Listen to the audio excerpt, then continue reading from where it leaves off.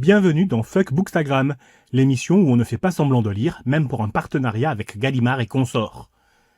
Pour cette grande première, quoi de mieux que de commencer par le dernier livre de Didier Lestrade, Mémoires, aux éditions Stock. Je dis dernier, non pas dans le sens dernier en date, mais dans le sens littéral du terme. Il n'y aura pas d'autre livre de Didier Lestrade, et c'est lui-même qui le dit. Je finis ce livre à un moment très sombre, et je ne peux pas l'oublier au moment du bilan de ma vie. C'est dans ces moments de colère que je remercie ma solitude, car je ne dépends de personne, je n'ai pas à faire semblant. Je ne traverserai pas la France pour parler de ce livre devant 10 personnes, je l'ai fait trop de fois, et vous n'êtes pas venus. J'ai désormais le droit à la tranquillité. Ceci est mon dernier livre, et je suis content que ce soit le dernier. Ok, on y reviendra. Parlons déjà du livre.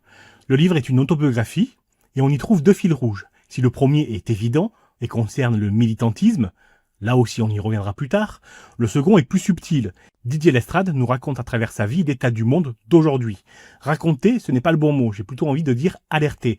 Ce mot me semble plus adéquat, et il traverse sa vie comme ses mémoires. Didier Lestrade est un lanceur d'alerte. Et ce fait, on le ressent tout au long du récit de sa vie. Le premier chapitre relate son enfance en Algérie. Didier Lestrade a confronté ses souvenirs avec ceux de ses proches, pour nous en donner une version la plus exacte possible. Ces pages-là sont les plus émouvantes à mon sens. Elles dépeignent en filigrane l'homme que Didier Lestrade va devenir au travers de ses engagements. Et c'est paradoxal, car d'un côté l'auteur nous parle de sa souffrance, de son adolescence solitaire, difficile, de ses relations conflictuelles, et nous, lecteurs, on est emportés par le souffle du récit.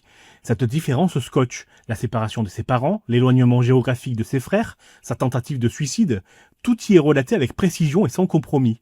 Et je dis souffle, car oui, il y a du cinématographique dans sa vie. La scène où sa mère rencontre ce qui sera son second mari est une scène de cinéma. Un jour, une jeep s'est arrêtée avec 3 militaires qui ont demandé de l'eau. Parmi eux, il y avait un officier, marié aussi. Il eut le coup de foudre et est rentré chez lui en disant à sa femme « Je divorce, j'ai rencontré la femme de ma vie ». Il avait lui-même 2 enfants. Cette rencontre devait être déterminante et scellée, sur fond de guerre d'Algérie, le début du drame qui a ébranlé et scindé notre famille, un scénario très cinématographique dans son essence. Ou la scène où son frère, Jean-Pierre, rejoue un défilé de mode. Avant de dormir, je lui demandais parfois « Jean-Pierre, tu nous fais la mode ?» Et, toujours d'accord, il improvisait un défilé en revenant de la salle de bain avec des serviettes sur la tête ou drapé à la va-vite, en parlant comme à la télé. Chez Balmain, cette saison, le modèle soir de Paris. Et nous applaudissions. C'était comme inné chez lui. C'est aussi sa découverte du racisme. À l'école, de retour en métropole, il est considéré comme différent, car né en Algérie, car enfant de parents divorcés. Le racisme dans son état le plus brut. Tu n'es pas de la région, tu n'es pas blanc, tu es différent, donc on a le droit de te harceler. L'auteur nous dit aussi que la famille est toxique, comme on le dirait de nos jours. Et pourtant, en lisant le bouquin, on ne ressent qu'amour pour ses frères. Le chapitre est solaire, pour le lecteur surtout, moins pour les protagonistes bien sûr, et au-delà du paradoxe évoqué plus tôt, plus que toxique, on peut comprendre que la famille empêche. Cette décision majeure influença toute la vie de mon père et aussi celle de ma mère quand ils furent mariés. L'idée que son destin avait été sacrifié aux intérêts de sa famille fut comme une sonnette d'alarme inconsciente qui devait m'accompagner pendant mes conflits d'adolescence, un signal supplémentaire qui finit par s'incruster irrémédiablement en moi comme certitude, la famille était un milieu toxique. Et quid de la famille choisie? Des déceptions peuvent parfois survenir. Ainsi, lors de son voyage vers Paris, Didier Lestrade passe par une première rencontre avec la communauté LGBT. Et la différence entre Paris et la province lui saute aux yeux. Elle est le reflet des disparités entre les gays aisés et ceux qui sont précaires. Tout de suite, l'auteur voit mieux. Il voit ce qui pourrait être fait pour l'accueil des jeunes gays. Dès le début, il y a cette fibre d'entrepreneur. Il faut agir, il faut faire quelque chose. Ma dernière année de terminale a été aussi l'occasion de me diriger souvent vers Bordeaux. Sans vraiment savoir comment, je me sentais de plus en plus militant. Considérant qu'il était temps que le GLH, groupe de libération homosexuelle, se montre plus dynamique envers les gays de province, dont j'étais l'exemple type. À l'époque, le GLH de Bordeaux était surtout constitué de profs et d'instituts homosexuels, plutôt bourgeois, des hommes qui vivaient pour certains dans des appartements ou des maisons en communauté. Pour moi, ils étaient déjà arrivés, et je ne comprenais pas leur manque d'opportunisme militant. Je considérais que le travail était d'accueillir des nouveaux et d'organiser des soirées pour sortir les hommes de la solitude. À 18 ans, j'étais déjà un entrepreneur dans ma tête. Il y avait quelques clubs gays, mais je voyais plus grand. Un bal en extérieur chaque année, mais ils ne comprenaient pas mon impatience, ou pire, cette impatience soulignait leur manque de courage associatif et militant. Mais au fond, ce que l'on apprend, c'est qu'un simple mot guide la vie de Didier Lestrade, et ce depuis le début. Ce mot, c'est le mot agir, au sens premier du terme, au sens de faire quelque chose. C'est cette idée de mouvement qu'il faut accepter même si on n'en a pas envie, ne jamais être immobile. Il fallait toujours tenir une ligne droite dans ce que je faisais pour prouver à ma famille et à mes amis que la constance était centrale, malgré mes doutes, ma procrastination, mes faiblesses. Je suis un autodidacte qui admire les autres et la beauté artistique ou anatomique a toujours été le soleil qui me dirigeait.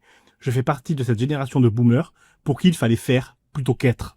Cette phrase magnifique dit tout de l'homme et de notre époque de posture de lutte virtuelle. Je parlais de colère, ce n'est peut-être pas le bon mot.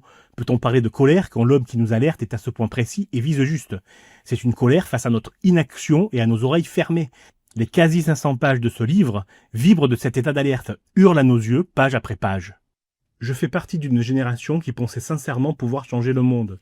Le 21e siècle nous montre clairement que nous avons échoué, que les forces du racisme, des multinationales et des super riches sont bien plus puissantes que le reste.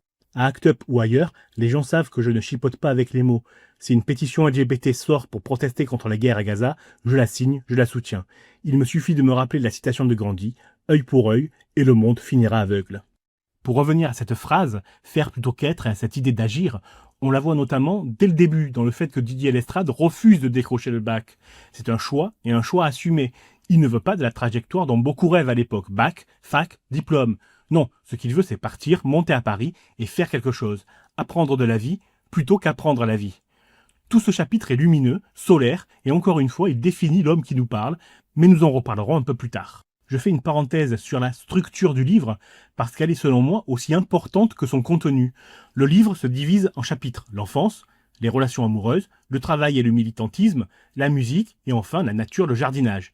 Et au sein d'un chapitre, il y a aussi la même structure. Une rencontre en amène une autre, on découvre un univers, ses connexions, les réflexions que cela apporte à l'auteur. Et chaque chapitre se termine par une vague de colère, une colère qui sourde, que l'on sent monter au fur et à mesure du chapitre et qui explose à la fin. On peut citer par exemple la fin du 3e chapitre, consacré au travail, et qui sont implacables, drôles et justes.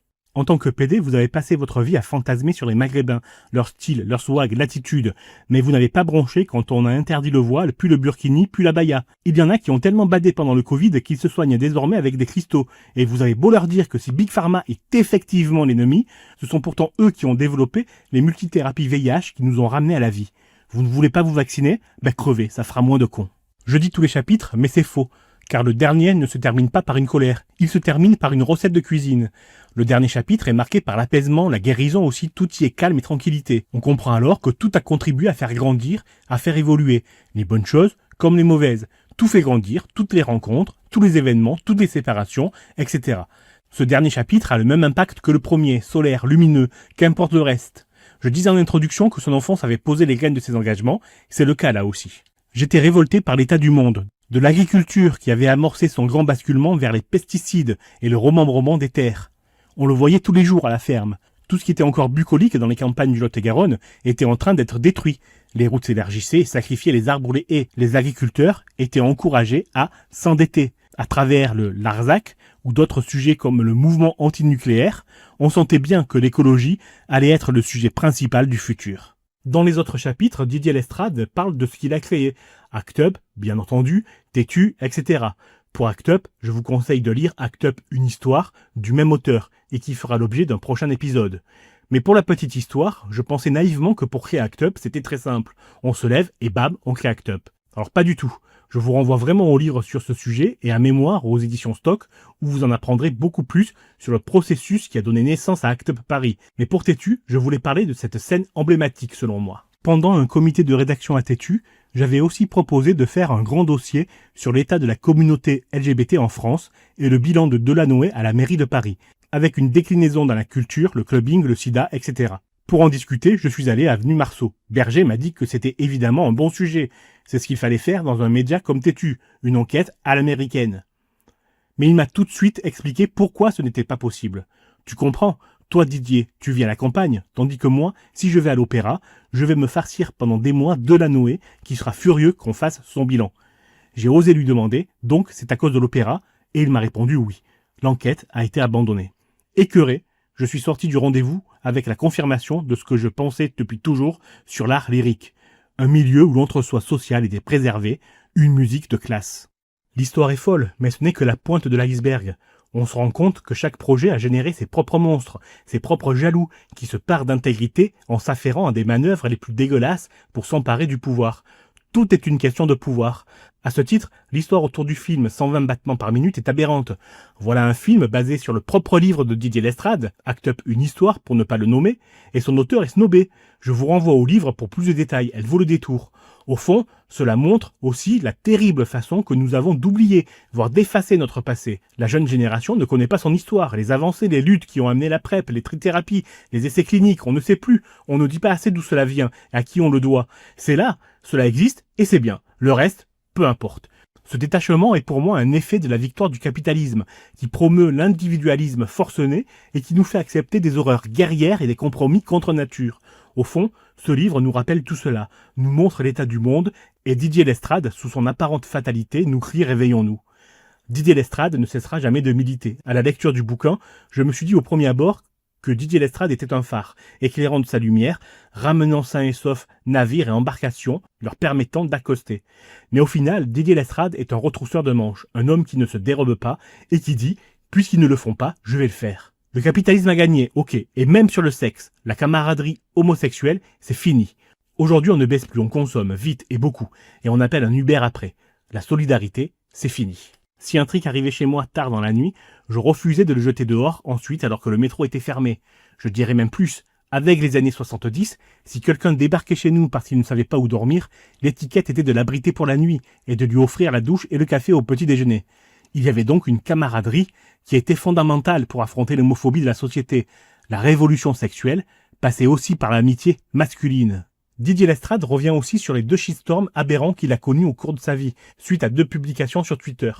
C'est effrayant de penser qu'une interprétation d'un tweet peut mener à des tentatives d'anéantissement d'années d'engagement, instrumentalisées par des personnes qui ne vous aiment pas et qui guettent dans l'ombre le moindre faux pas. L'image est plus importante que le mot. C'est, il me semble, la parfaite conclusion pour notre époque. Qui de mieux pour commencer cette nouvelle émission littéraire qu'un homme que j'admire, je vous le demande. Ne vous laissez pas aveugler par mon enthousiasme, le livre est bien écrit, drôle par moments, émouvant, et il détaille la lutte, les combats et les réalisations de Didier Lestrade. Foncez. Il y a beaucoup plus d'infos dans le livre. Ceci n'est pas un résumé du livre, mais l'interprétation que j'en ai fait et les réflexions qu'il m'a données.